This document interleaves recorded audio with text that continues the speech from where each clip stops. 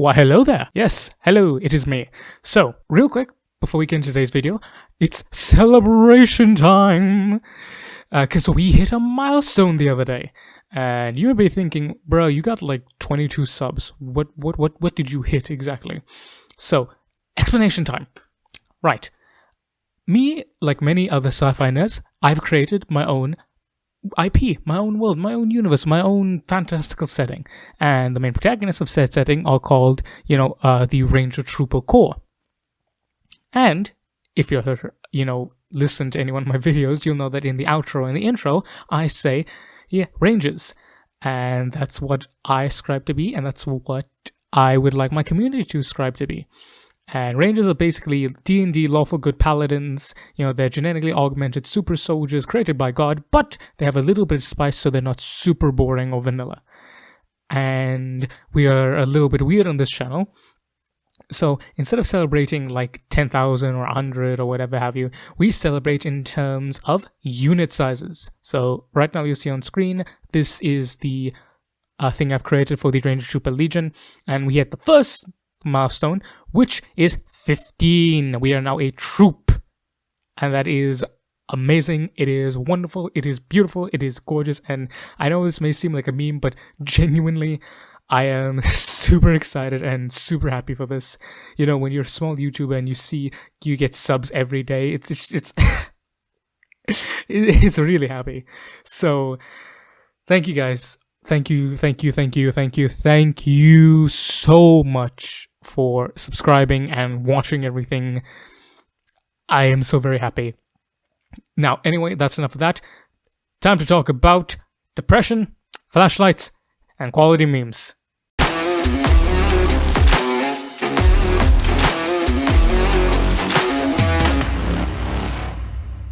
Salutations, Rangers! General Bradley 101, back at you with some more lore. And in today's video, let me tell you what, boy, we talking about the hammer of the Emperor right now. Yes sirree. Those old fellas made of piss and vinegar. That's right, son, we're talking about the God today, boy. So, from that, you should gather two things. One, I like accents. I'm not really good at them, but I like them. Second, we're talking about the Imperial Guard today. Now, what is the Imperial Guard? I hear, maybe at least one of you asking. The Imperial Guard is the ground forces of the Imperium of Man. Okay, backstory time. So, you have the Imperium, right? And the Imperium is the main human faction of 40k. Now, there was a big civil war called the Horus Heresy. And before that, the human forces, the non-augmented humans, were known as the Imperial Army. And it was a fully integrated combined arms force. What does that mean? Simple. You have a captain, the captain commands the ship, he commands the foot infantry, he commands the marines, he commands the armor, he commands the artillery, and the fighter craft. Basically, he has control of everything. Now, this system was done away with for the modern Imperial system, because when the Horus Heresy happened, you had a lot of commanders going rogue, and since they had access to everything, they formed their own little pocket empires, which is a problem. So, for the same way how Guilliman split the legions into chapters, the Imperium also split the power structure of the Imperial Army. The Imperial Army was no more, and it was reorganized into two different branches. The Imperial Navy, which comprised of spacecraft and aircraft, and the Imperial Guard, which comprised your ground forces. The Marines are also part of the Imperial Navy. Even though they're not called Marines, they're called Navy Breaches, because you already have Space Marines there. Now, that's what we're talking about today. The Guard, known as the Astra Militarum in High Gothic. High Gothic is 40k's version of Latin. The Imperial Guard is Low Gothic, which is 40k's version of English. Because every single person in the sci-fi universe is British, apparently. I mean, it makes sense because GW is British, but still. A lot of British people. Same thing like how every Roman is British. Good series, check it out. Now, the Guard is comprised of basic unaugmented mainline humans as well as abhumans. And the Guard makes up the primary military ground force of the Imperium. We always see Space Marines. We always see Sisters of Battle. Do you understand? They're called elite. At the height of the Space Marines, they had about 1 million Space Marines. There are 1 million planets in the Imperium. That's 1 Space Marine per planet. That's not enough Space Marines to defend the entire galaxy. So, we have baseline humans, known as Imperial Guardsmen. Now, before we get into like the lore aspect of it, we're going to talk about GW's purpose for the Guard, because this is something that always goes under the radar. You know, if anyone here who's listening to this has done a deep dive into the Guard, you realize, wow, 40k's Guard is like way better than I thought. Like, I thought they were like just crap. What's going on here?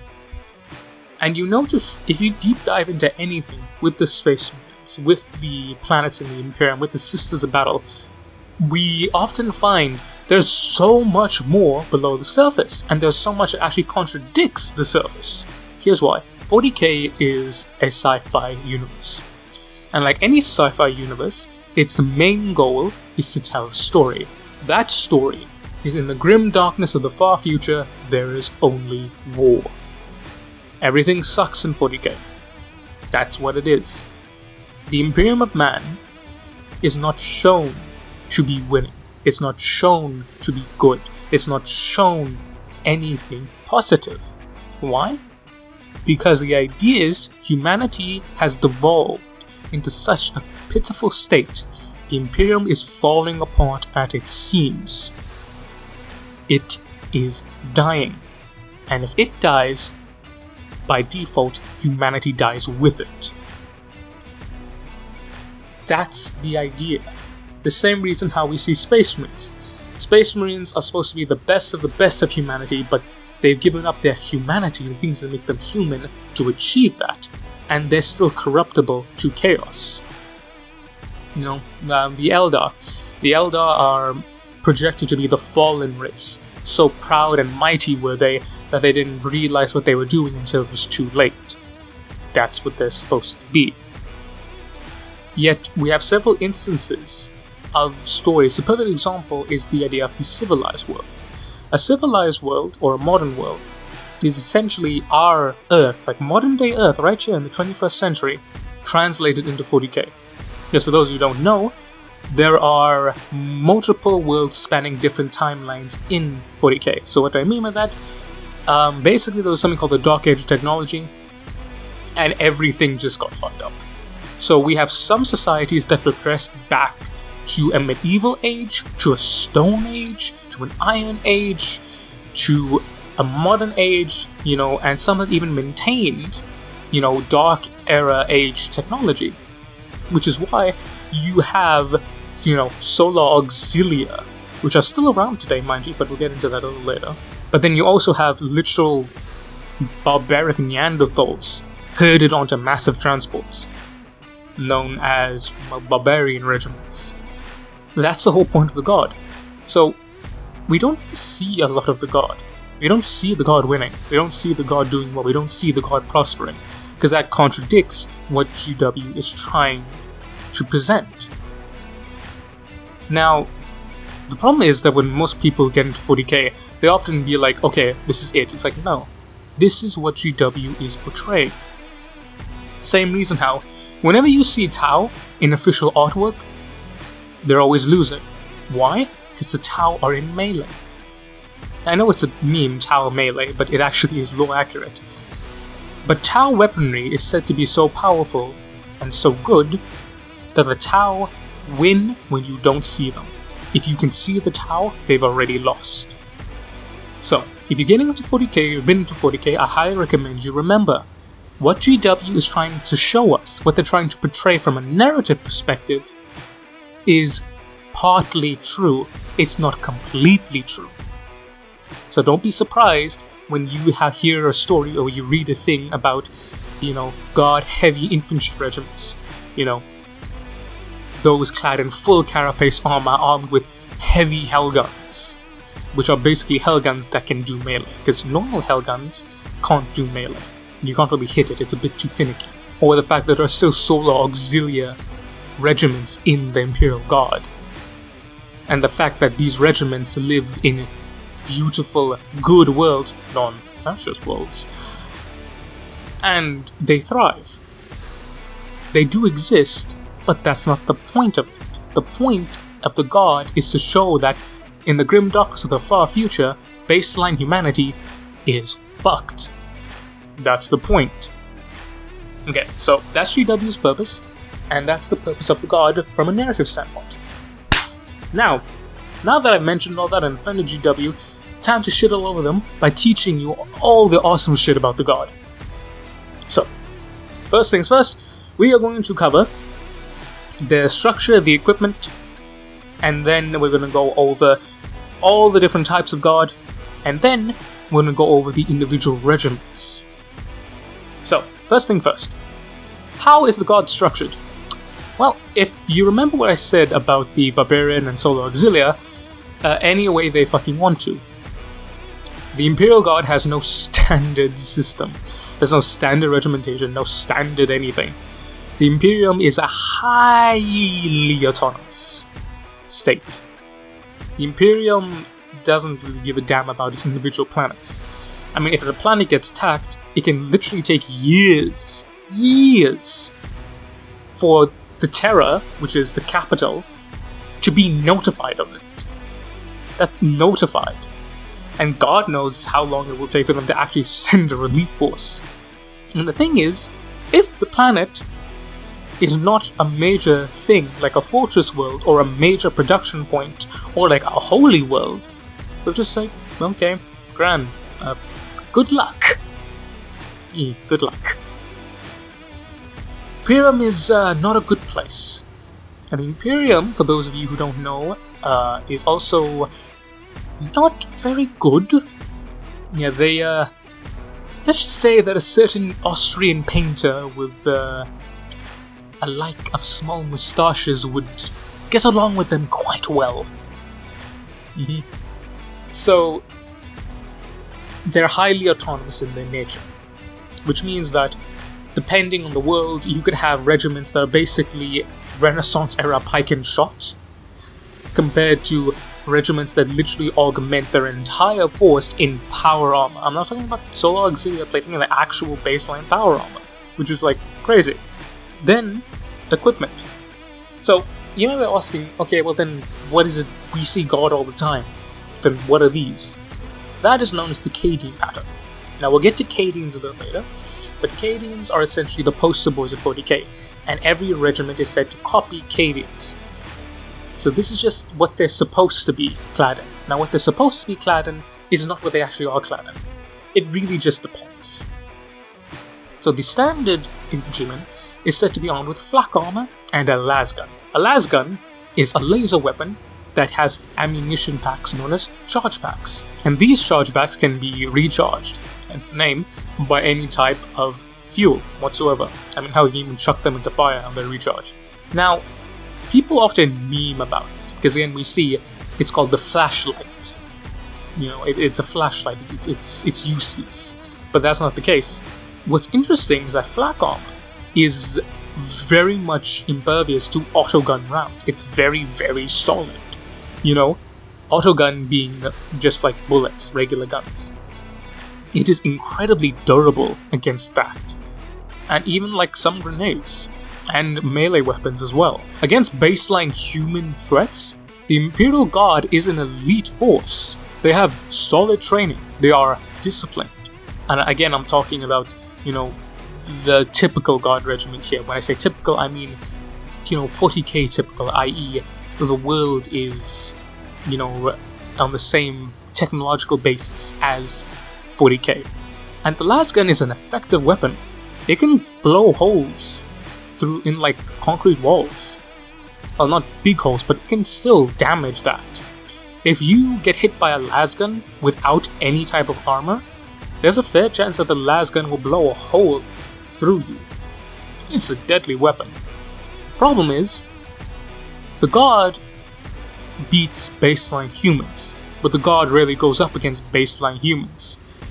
Demons, elves, Chaos Space Marines, orcs, Tau. The Guard is always outclassed, which is why we always see them getting their shit kicked in. But there are several occasions in the lore where Guard go up against unaugmented rebels, unaugmented separatists, and they wipe the floor with them. And what's interesting about the lasgun is that it does damage to anything it hits, even and Titan. The problem is that damage is like a quarter of a millimeter, But that's why they are mainly used in mass numbers. The Guard's whole thing is mass numbers. There's a quote by Chaos Space Marine where it's like, He who does not fear the lasgun has never had to run across a field of hundreds of them. That's the quote. Because even Space Marine armor, if Space Marine armor, power armor, takes like 1,000 lasgun rounds, it will breach it. So the Guard's whole philosophy is weight of numbers. The idea is you produce a massive wall of fire. The Guard is known for its heavy artillery, for its armored advances. It's just a lot of shit. Basically, it's the old adage of you throw enough shit at a wall, eventually something will stick. That's the Guard. Overwhelming firepower. They are called the Hammer of the Emperor for a reason. Now, that speaks into part of their philosophy. Now, the philosophy is very similar to late Imperial Rome. And the fact that the Guard are not defensive troops. Like I said, they're elite, they're offensive troops.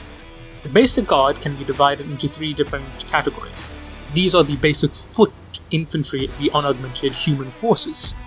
So you have the Imperial Guard, which is the first category. These are regiments raised from a world, who are then sent off-world to go and fight.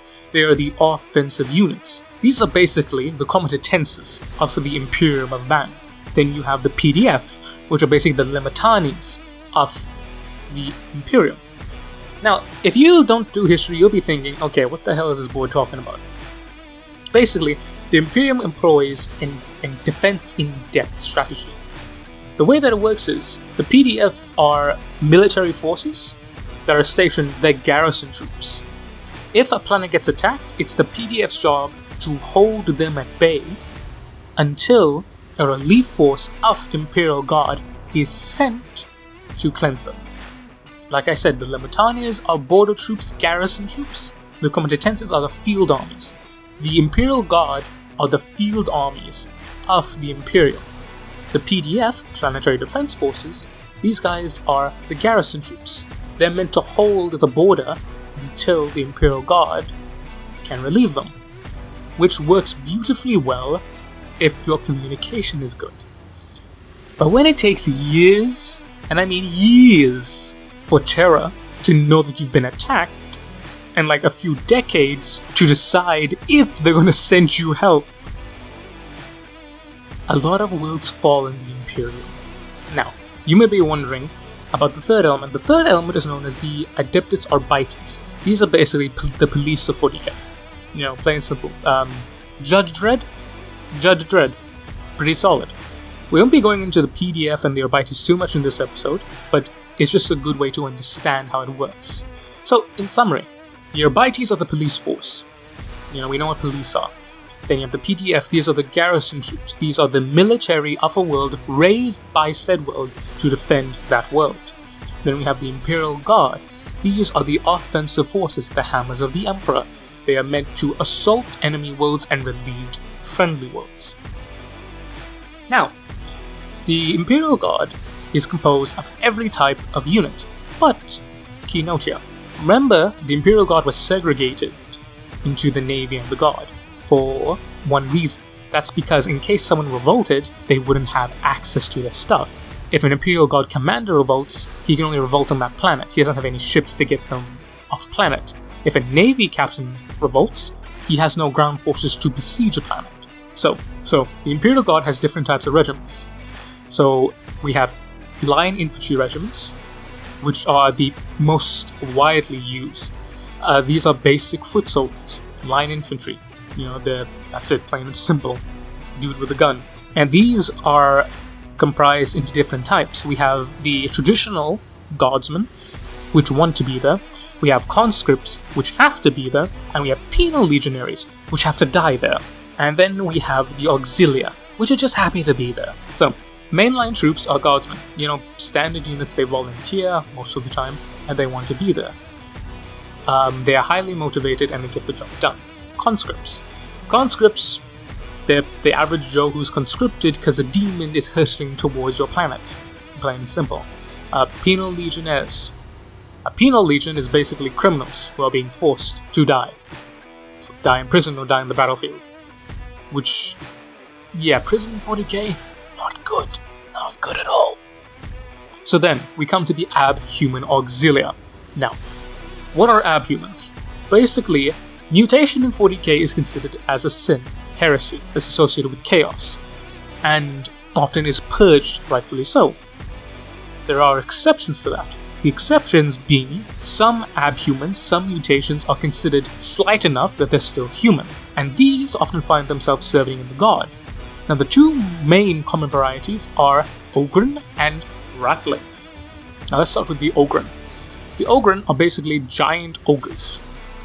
They are basically just as strong as a Primaris Space Marine, just as big, just as tall.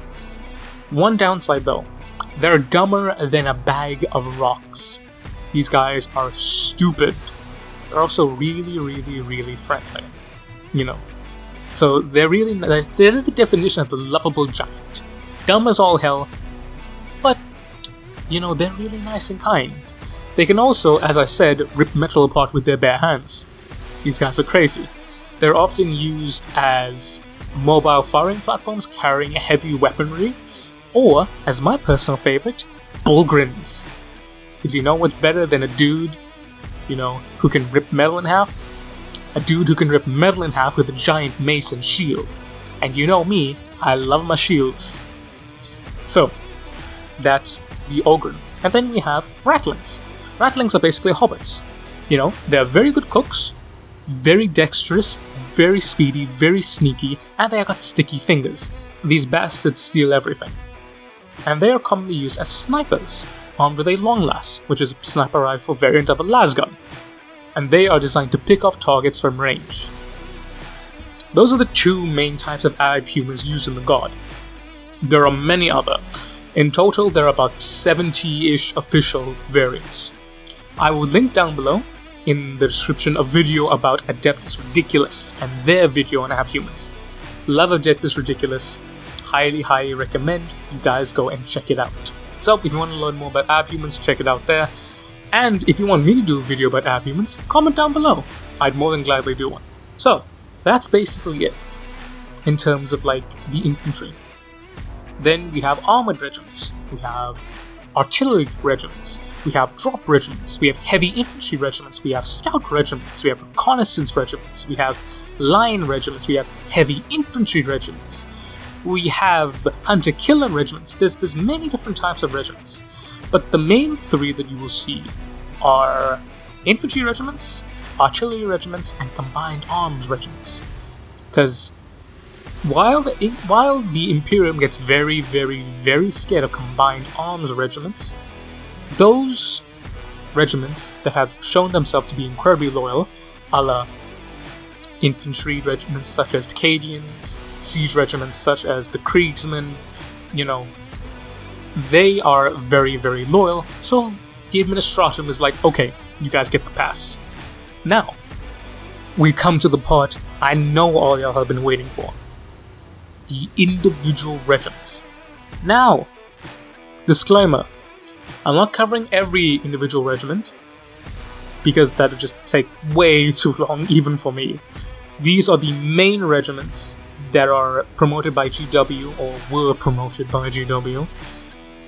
So for those who don't know, each one of these regiments used to be playable in the tabletop.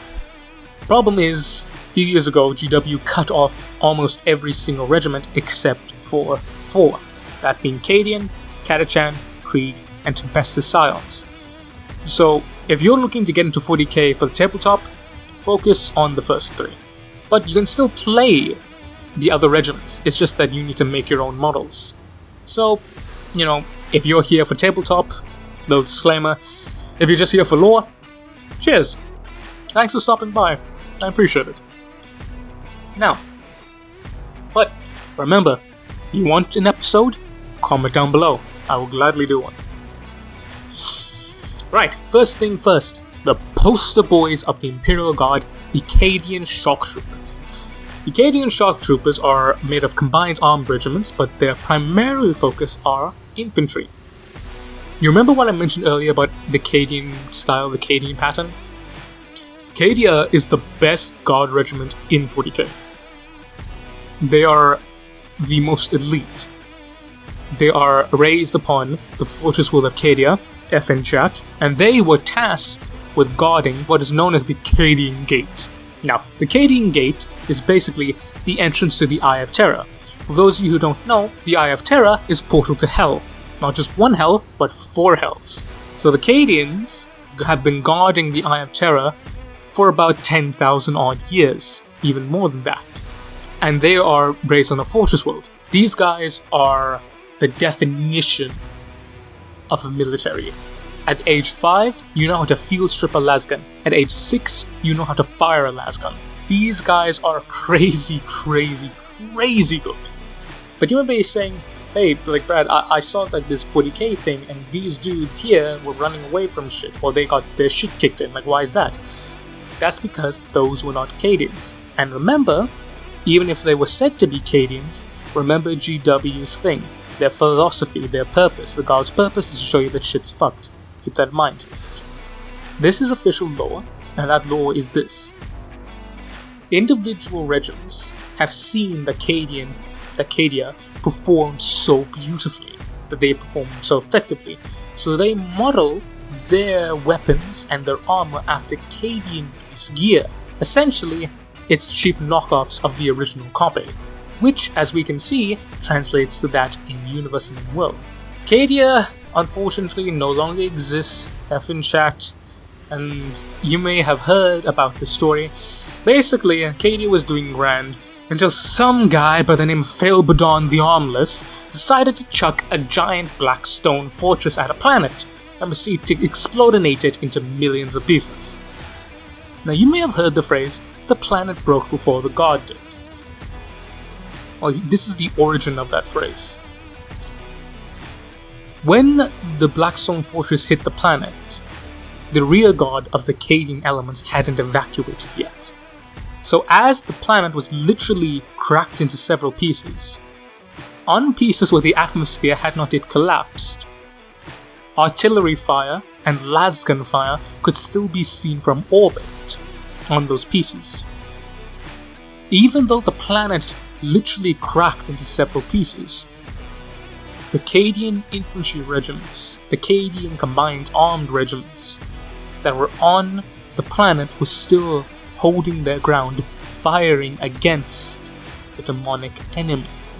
Hence the term, the planet broke before the god did. Because while the planet cracked underneath them, the Imperial Guard still held their position and fought to the bitter end. I don't care what GW says. Any media that shows Cadians running or being afraid is wrong. Because you cannot be afraid when your planet broke before you did. So if you ever hear someone memeing about the planet broke before the god did, let them meme about it. Because that is goddamn hardcore. But yeah, my fanboying aside, Cadians are based off Starship Troopers. Pretty simple. They're sci-fi infantry. You like sci-fi? You like these guys. Next up, we come to Catachan, aka Rambo in space. Basically, Catachan's a death world.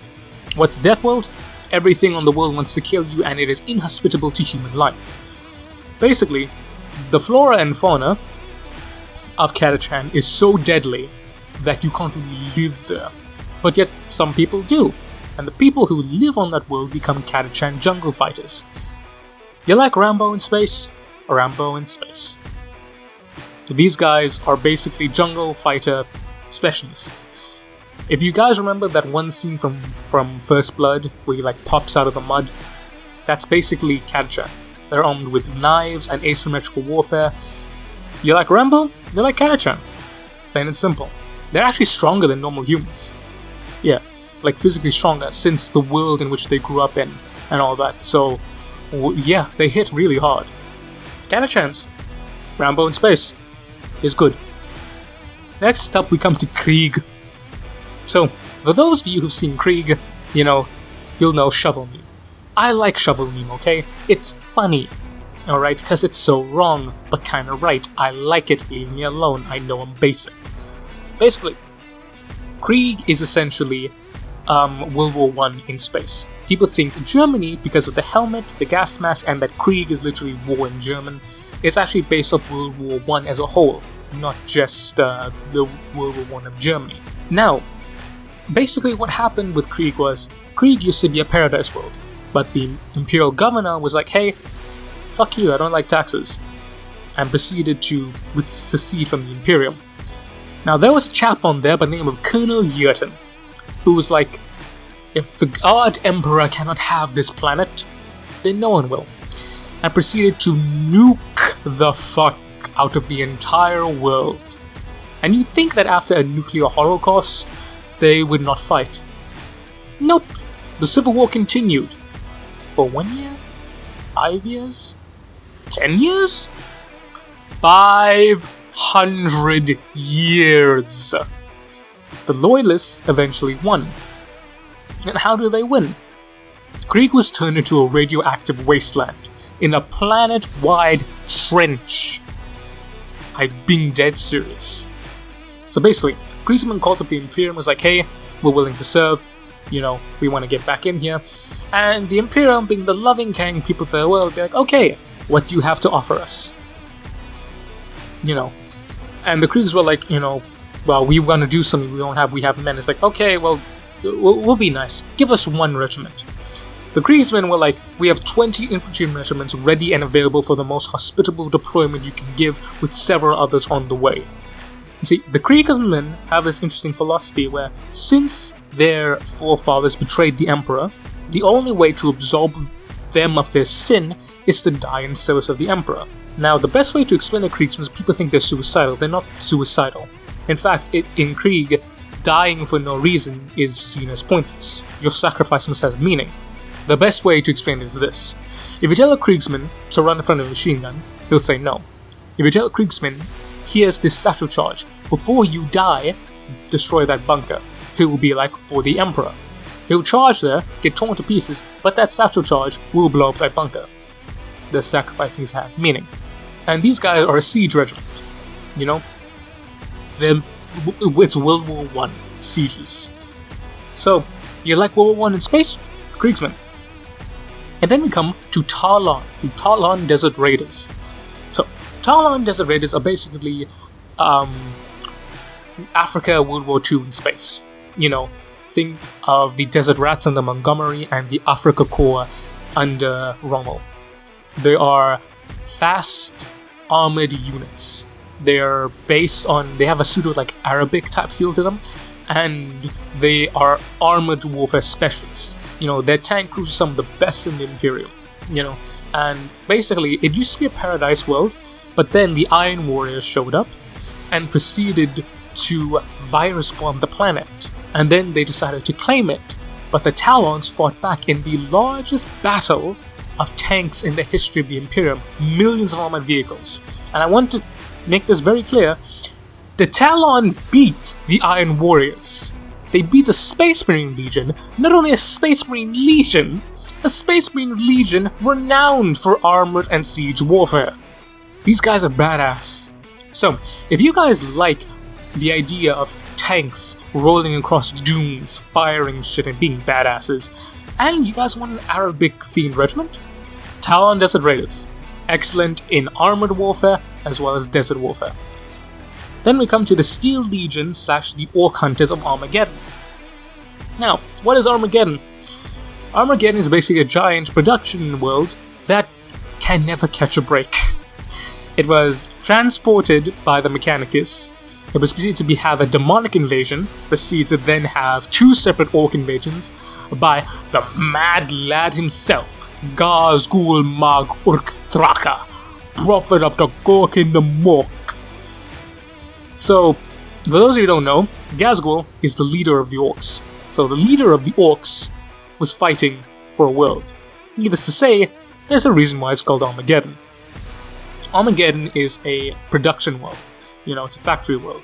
And it is polluted beyond all reasonable understandings. So, the only way for the common infantrymen to survive is to have protective gear, as well as enclosed armored transports. So the Armageddon Steel Legion is essentially hyper-mechanized. Germany World War II, Armageddon Steel Legion. You like Blitzkrieg? Blitzkrieg.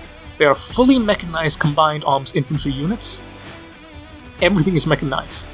The infantry, the artillery, the supplies, the medics are mechanized. And their whole shtick is Germany World War II. Germany about World War II, the Blitzkrieg? These are these guys. And then we have the Orc Hunters. The Orc Hunters are basically jungle fighters. Basically, what happened was, after the invasion was repelled, a lot of orcs hid in the jungle. So, Imperial Guard regiments, tasked to fight in the jungle, became the Orc Hunters, because they hunted orcs in the jungle. They're jungle fighters. That's it. So, you like Germany in World War II? Armageddon Steel Legion. Next up, we come to the Mordian Iron Guard. Now you have the planet of Mordia. Now Mordia is a tightly locked world. Now, what do I mean by that? Simple. One side is perpetually dark, one side is perpetually being burnt to a crisp by the sun. So, everyone lives on the darker side of the world. And Mordia is divided into 3 classes. You have the upper class, or the ruling class of the Tetrarchs, which are the lavish aristocracy. Think of Victorian aristocracy and then you have the idea. You have the lower class, which is the majority of the population, and they lived in cramped conditions. They're always bitching about something. Rightfully so, mind you, because it's pretty shit living there. And then you have the middle class. The middle class is made up the Mordian Iron Guard and their families.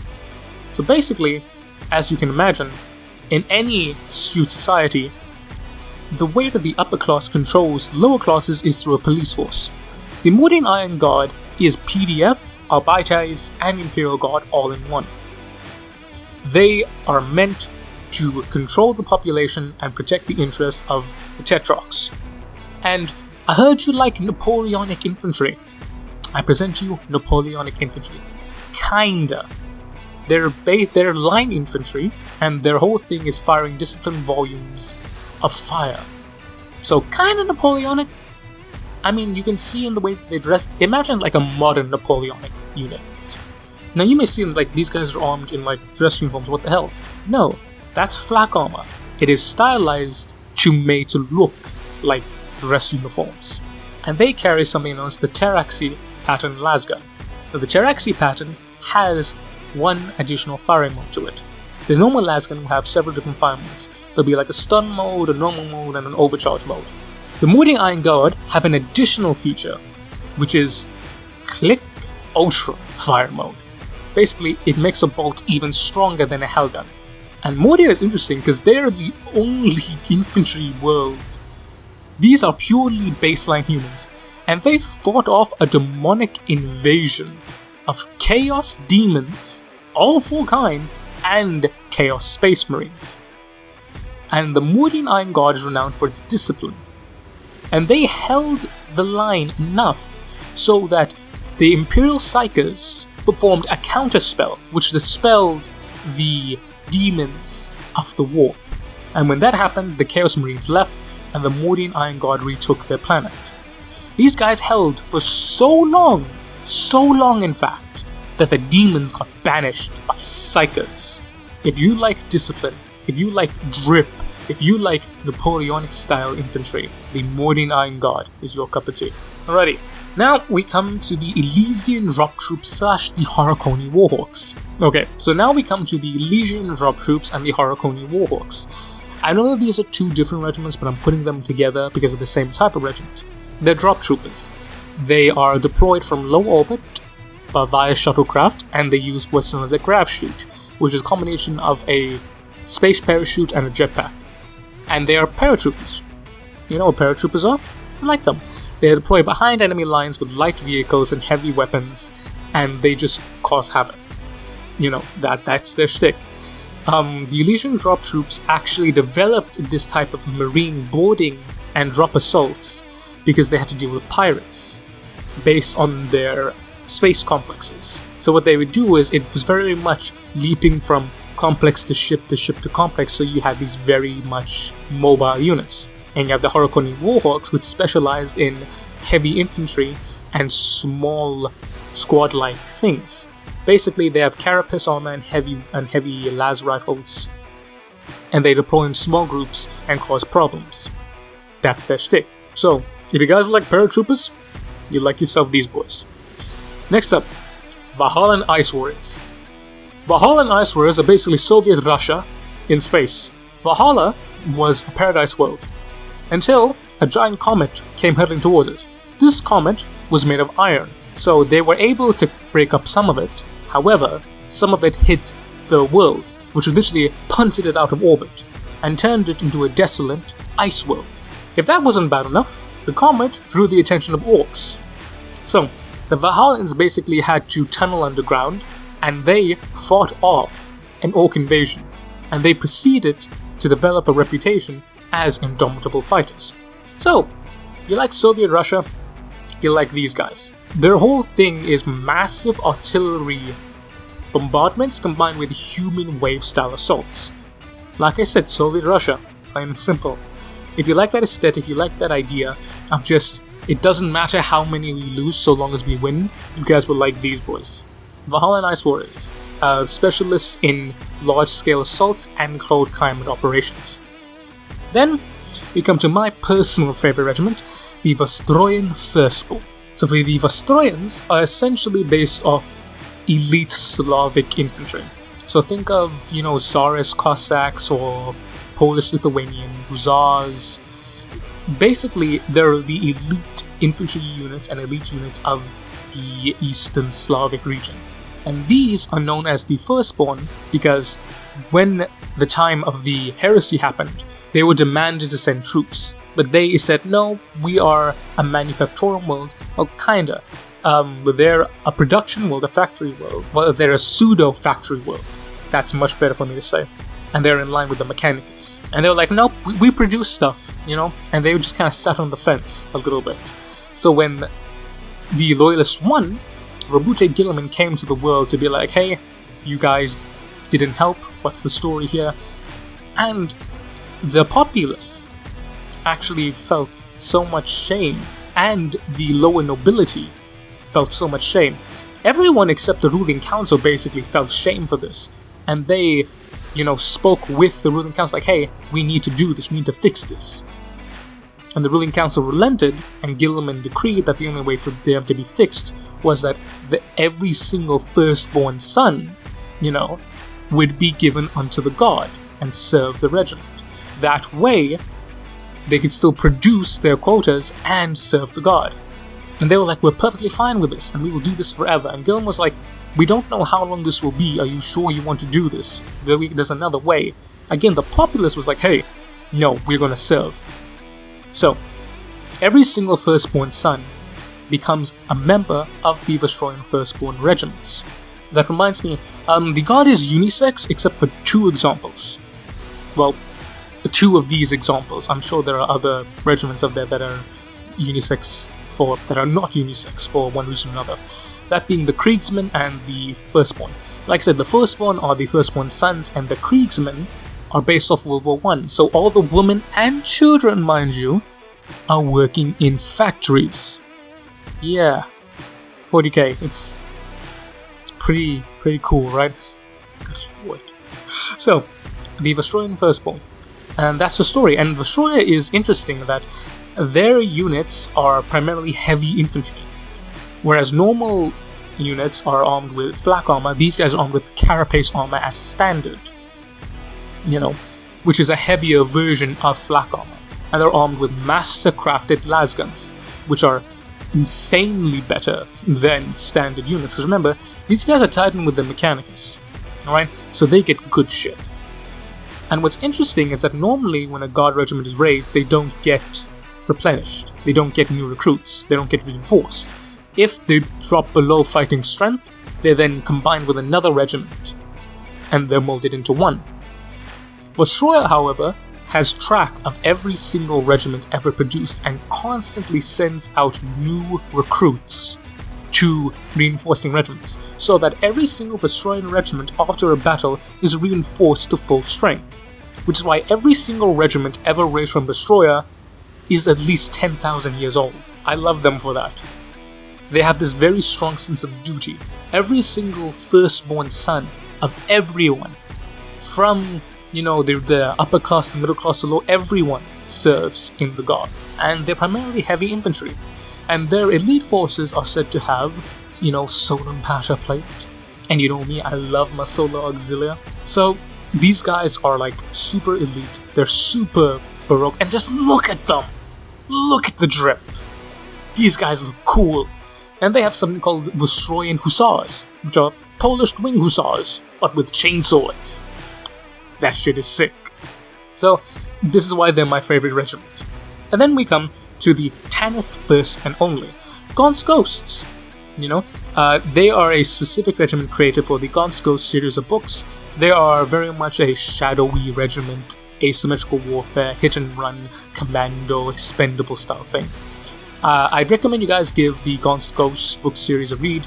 Very solid, very nice. Ambly Vale is best girl, I will not hear it otherwise. Thank you very much.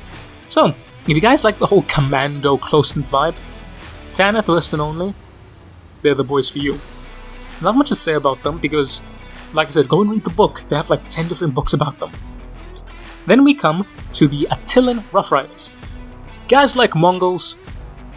If you like Mongols, you'll love these boys. You'll also love the White Scars as well, which are Space Marine Mongols. Basically, the Attlian Rough Riders are a feudal world, and they are a cavalry regiment. Basically, they're Mongols, but in space. That's pretty much it. And they are anti-infantry, anti-armor specialists. And you're thinking, what about anti-armor? Like, what about? Well, number one, the steeds that they ride are heavily augmented. I mean, the horses in 40k have more in common with a goddamn bear than a horse. Not to mention, those lances that they carry, that spearhead has an explosive charge on it. So literally, a tactic employed by the Guard is flanking around armored forces, charging them from the rear, and stabbing them with exploding spears. That is cool. I don't care how stupid you think that is cool and it's plausible. Now, like I said, the Attlian Rough Riders, you guys like nomadic Mongol-style Eastern Steppe Cavalry, these are your boys. They hail from Attila, which is, it's basically Mongol. Basically Mongolia. If you like Mongolia, you love these boys. Then we come to the Savlar Chem Dogs. So the Savlar Chem Dogs are basically, they're a penal legion. And their whole shtick is that they are imprisoners of the prison world of Savlar.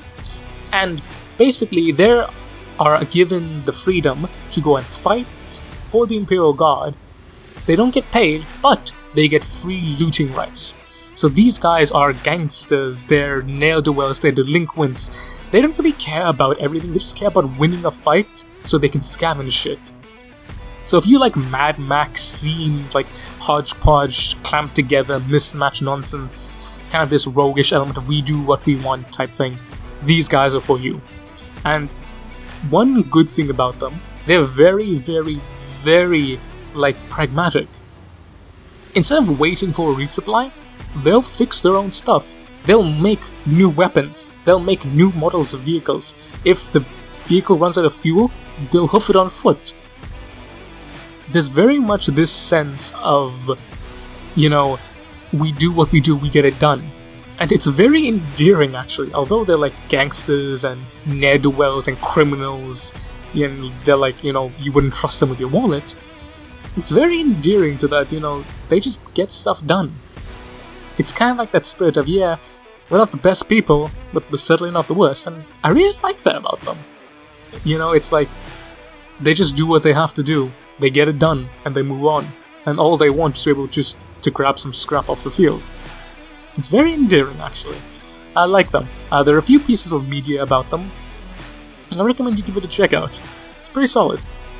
Now, we come to the final bit, and I saved these boys for last, because every single regiment has some version of these. These are known as Tempestus Scions. These are the elite shock commando infantry. They are armed with carapace armor and a hellgun. A hellgun is a lasgun that is double the power of a standard lasgun, generally speaking. Remember, in 40k there's no standardization. Some lasguns are a billion times better than others, some are not so. But every single regiment has their own version of Tempestus Scions. We have, the Cadian shock troopers have the Catachan. Death Corps of KRIEG has the Grenadiers. And like I said, Vostryan Firstborne, they're actually clad in Solar Auxilia plate. Now, I did the source that I found that said this was very old, and I'm not entirely sure it's endorsed by GW. But come on, let me have this. Solar Auxilia does exist. I mean, these guys, basic foot troopers armed with carapace armor. Their elites are going to be armed with something better. Okay, come on. So the Scions are the fourth faction that you can play in tabletop. They're elite. They're clad in heavy armor, and you can use them as shock troopers or behind the lines commando style deployment. Every single regiment is supposed to have an equivalent version of them. So, you like them? This is your stick. You just want to play a super hyper elite futuristic baroque type thing? Go for the Scions. And that's that. That's not every guard regiment, but that's the major ones, the fan favorites and the ones that you could usually play in-game or used to. Like I said, the only ones you can play now are Cadian, Catachan, KRIEG, and Tempestus Scions. Yeah, that's the Guard. That is the basic rundown, basic overview of the Imperial Guard. Now, as I end off, I want to explain this to you guys. In the world of 40k, the Imperial Guard is many and varied. You have barbarian infantry, you have powered armored infantry as well. You have the elite of the elite and the lowest of the low. And you'll notice each one of these regiments are very different, but they have one thing in common. They fight not necessarily for the Imperium, but rather they fight for their world, to protect that which they have. And that's the big thing about the Guard. While the Imperium is a pretty bad place, the people who live in there are just like you and I. You can see that today in many examples. Don't judge a people based on their country, judge them by their own individual merits. The purpose of the Guard is to show you that in 40k how hopelessly outmatched the basic human is, how desperate the situation is, how lost we are. Yet, even in this, when there are literal demons and genetic monsters prowling against you, you still have basic men and women from all across the world standing up and in one defiant voice saying that they will not go quietly into the night, that they will not fall back in terror, that they will not give up the ghosts and die, that they will stand their ground, and for every inch of our world that you will claim, you will pay with it in blood and in steel. Regardless of what happened, regardless of what's in the past, we will stand in defiance, if nothing else, than to merely spite you. We rise from the ashes, and we will never surrender. For while the Imperium is dying, we are not dead yet. And if you wish to kill us, we will make you pay. For we will have such an end that you will never forget the last stand of the Imperial Guard, of the God Emperor of mankind. That is what the Imperial Guard is.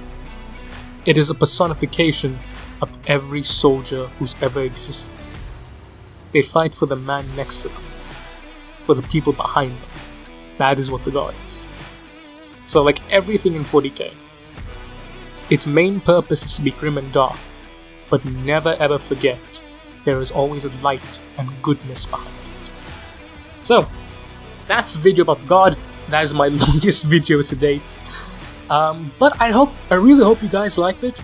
I tried something different with this video in terms of me speaking, and the editing is much better. So I figured out what was wrong with the whole resolution thing, so I got that sorted out. But I hope you guys thoroughly enjoyed. If you liked this video, give it a like. If you want me to cover anything else, comment down below. If you think someone else would like this, or you know another 40k nerd, give it a share. And most of all, if you like the type of content that I'm putting out, please subscribe. You have a new video every week. Yeah, I'm trying to build up a community on this channel.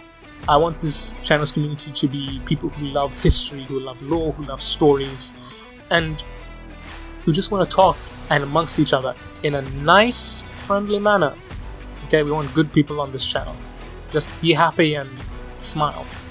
And even if you don't want to subscribe and you just want to do the thing where like you don't actually subscribe to the person but you keep on watching the videos, I'm guilty of that too. I'm trying to stop that, but like, just thank you for watching to the end. Thank you for commenting. Thank you for giving me the time of day. You know, I'm a small YouTuber, and having you guys listen to this and just appreciate what I do, I sincerely thank you. And it genuinely means the world to me. I love you guys. So, that's enough of me being sappy, but I have been General Bradley 101. You have been beautiful, wonderful, amazing people, and I will catch you next time. Dismiss, Rangers.